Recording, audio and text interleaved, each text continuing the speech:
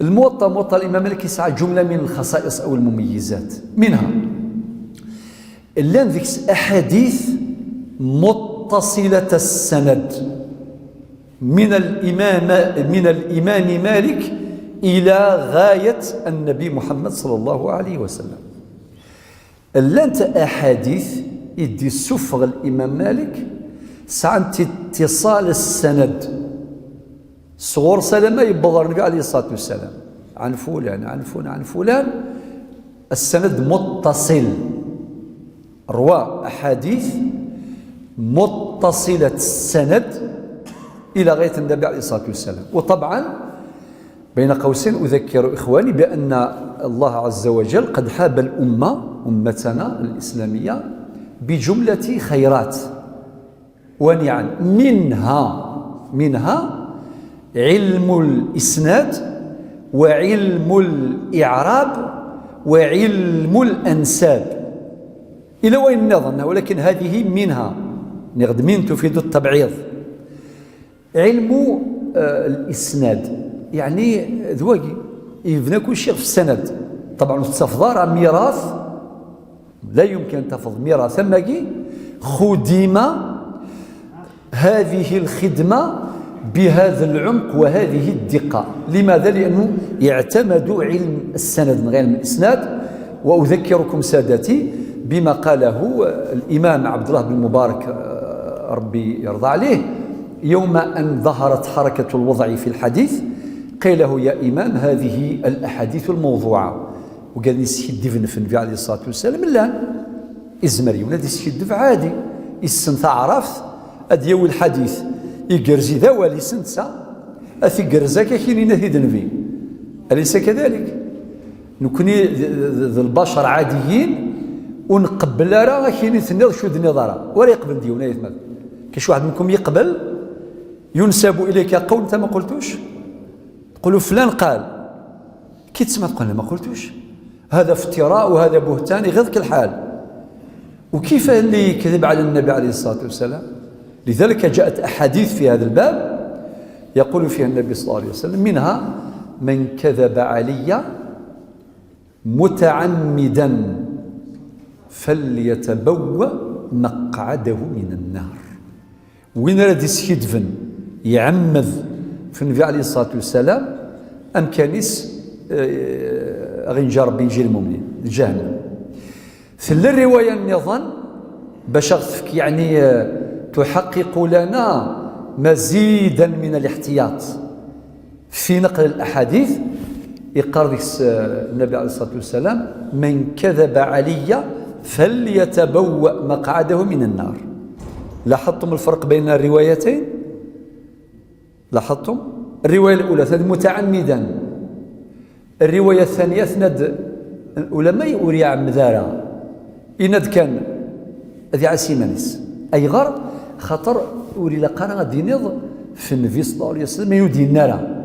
خاطر ممكن أقوالنا ولو نقلت عادي لا تلزم أحدا إلا من أراد، ولكن ما إلا دينا النبي عليه الصلاة والسلام يزمر يونا يطبق قواني بالك ما شهد النار أصلا.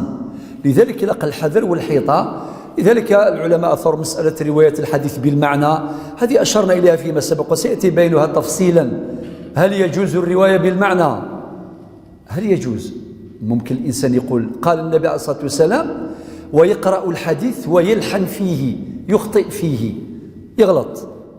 ذي عسيمانيس والله غالب جل من لا يخطئ الزمر وذي يغلط، ولكن ذي عسيمانيس خير ما الضمة الفتحة والكسرة والحركات يعصروه. هذه الاحتياطات فقط، إلا اجتهد واتخذ كل الاحتياطات ويغلط خلاص رفع عن أمتي الخطأ. شوف النبي عليه الصلاة والسلام يرفع عنا يقول رفع عن أمتي الخطأ والنسيان وما استكرهوا عليه. يون ما إلا يغلط نغيتسو استكره على أمر إن شاء الله الإثم يرفع عنه، ورفع الإثم يقتضي رفع الحكم. أي غير دنيا غاولة باش كذا نظر باللي السند الإمام ابن المبارك كاسمي سنان هاث تاذ للغشد ديفن في النبي عليه الصلاة والسلام ذا شو سنينا إن يسن تعيش لها الجهابذة يعني أديفك ربي أما كنقاس تقبيلتي عرضيا أري حارفا في السنن في عليه الصلاة والسلام هكا إذا كنت سندو قال لكم السلام وكذوياض تحاربا فلاس على حسب زمرت سن من بعد ينادي بوال ينادى الإسناد من الدين ولولا الإسناد لقال من شاء ما شاء.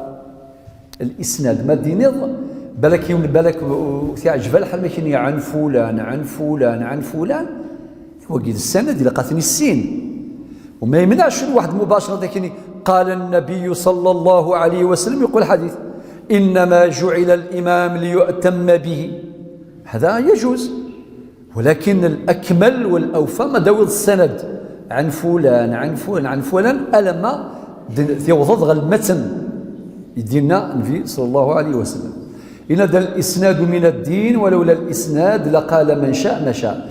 استقباليث كلام يشبه هذا أكين الفلاني يقنى الناس يلدي يميس استقباليث ما كين الفلاني يقنى الناس يلدي يميس إزمال دي سرحي العجب خاطر يتحزف ويتحبر ويتوالي غرز ذات شرد ينطق لذلك لها الميزان ويتقبالي قارنك وزنوالي يتقبالي يتجدث مي يروح ينادي يهضر سين وزنوالي تيجي ياخذ الموازين باش انبدل خاطر ربي ذي القرنينات في سوره قاف الايه 18 ما يلفظ من قول الا لديه رقيب عتيد نبصفها.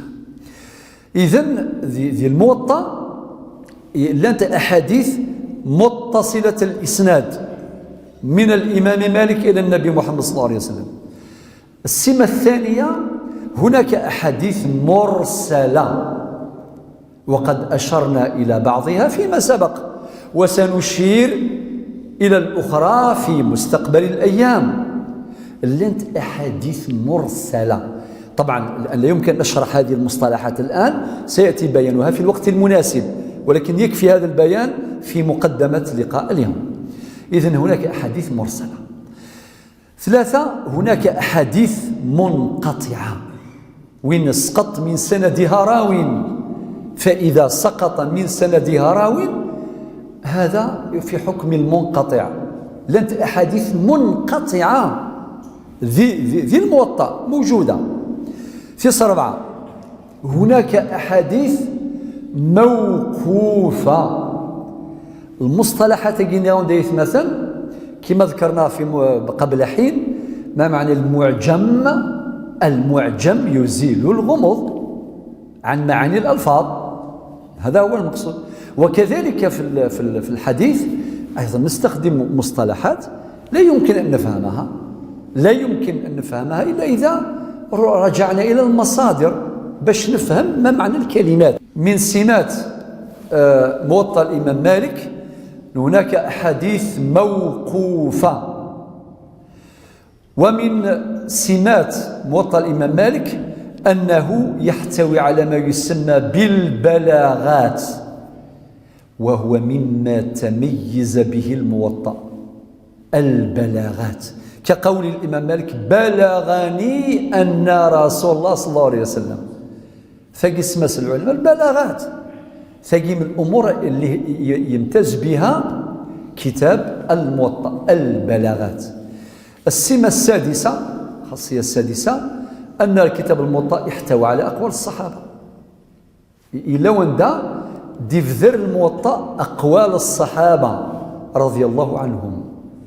ذي الأقوال الصحابة بثنيد الصحابة لهم مقام عالي رفيع يكفيهم شرفا أنه تربوا مع النبي عليه الصلاة والسلام عاشوا مع النبي صلى الله عليه وسلم آمنوا به وصدقوا نبوته ورسالته وماتوا على ذلك. إذن سعى المقام عالي جدا. والصحابة يتفاوتون ولكن نحن نقول رضي الله عنهم أجمعين